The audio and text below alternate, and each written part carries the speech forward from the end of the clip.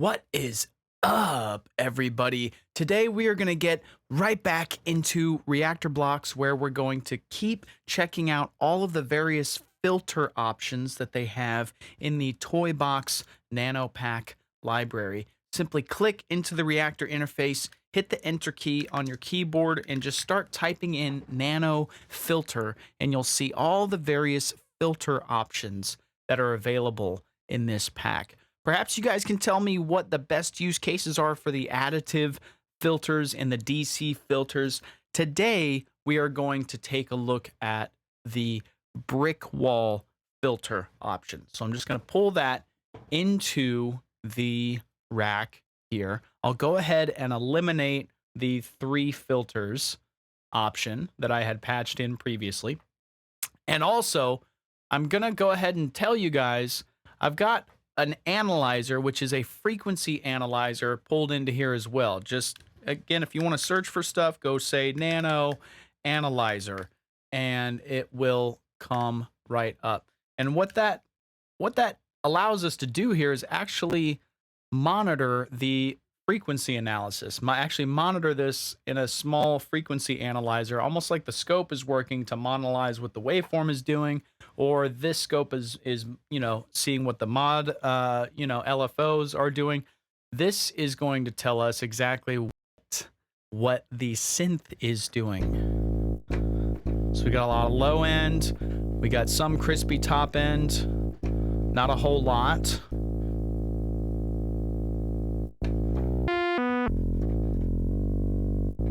Now, if we go ahead and eliminate the, and actually what we need to do here, since we're not really hearing these results, what we need to do is patch this bottom row mixer, which is a mix of these 2 signals coming from the nice sine oscillator and the table oscillator. We need to go ahead and patch this signal into the mixer.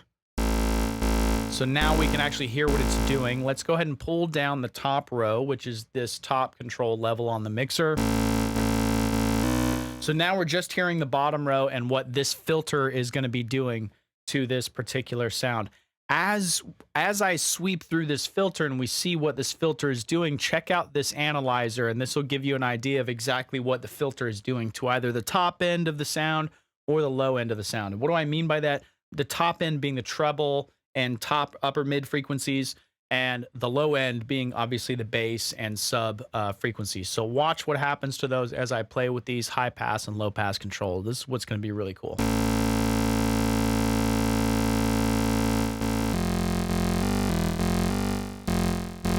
So just to make sure we are hearing these results, and I'm going to go ahead and pull, it looks like there's an extra brick wall filter in here, so I'm just going to pull that out.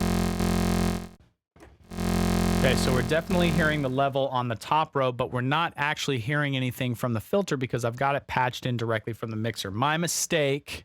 It's still fairly early in the morning, and I've got my coffee right here. But basically, those mistakes can happen commonly, and if you're not hearing what you expect, just check your routing. And what I've done here is I've misstepped by plugging this into the analyzer and thinking I was done and then I would hear it. Well, I'm not going to hear it unless I plug that signal from the output of the filter into the mixer, obviously. So let's check out what this filter is doing again. We do have some crispy top end, but there's not a lot. It's fairly controlled. But listen what happens here when I pull it all out.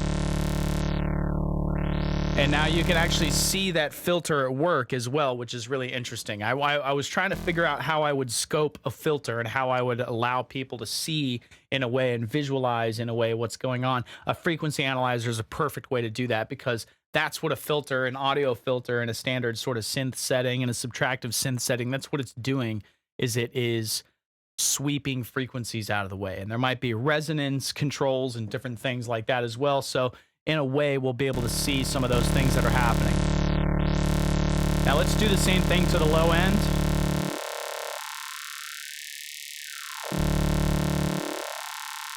All that fundamental note gets taken away, and it's just the crispiness on the top end that's left. And then I add it back in.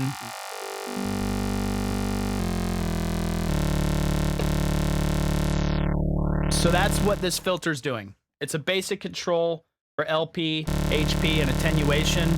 Now, I'm not sure what the attenuation does, so I'm just going to dial in a filter setting here and then start playing with this attenuation control and see what it does. I see. So you can actually control, that's cool. So I get it now. And now that I can actually see it as well, this helps me really understand a lot. So you can actually dial in an amount that the filter is actually not acting. You can dial in an amount and say, well, I do want to bring out the high end, but I still want the high end to be audible, right? I want to tuck it back in a filtered way, but I still want there to be a touch of crisp. And this is a way that you can actually get that by dialing an attenuation setting, which attenuates the filters acting upon the audio signal. It basically brings down the filter and says, hey, you're not going to work as hard as you normally would if this were turned off. This is what the filter's doing if it's turned off. But if you turn on this attenuation, then it's actually saying, oh, okay, we're bringing out, yes, a lot of top end, but we're still leaving some of it there based on this attenuation control. So that's really cool. I assume same thing for the low end control, where you can actually, you know, say that it is actually bringing out some of the signal, but maybe leaving some of it there as well.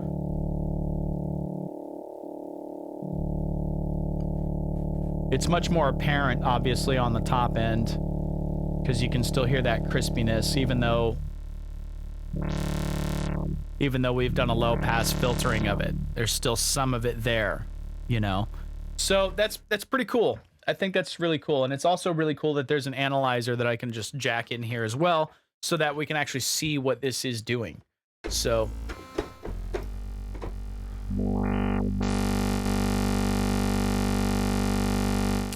I mean, as far as use cases are concerned,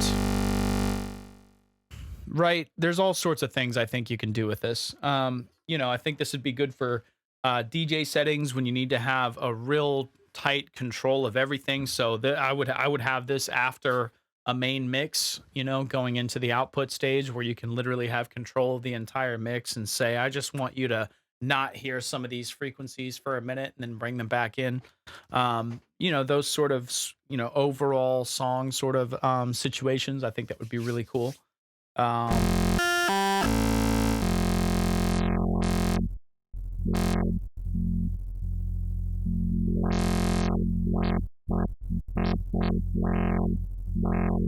These are all controllable as well. So if we were to bring in perhaps a Nano Fader, this is really cool because it actually allows you to have control of something that you want in the rack, but you basically just patch this in, you know, to one of the controls.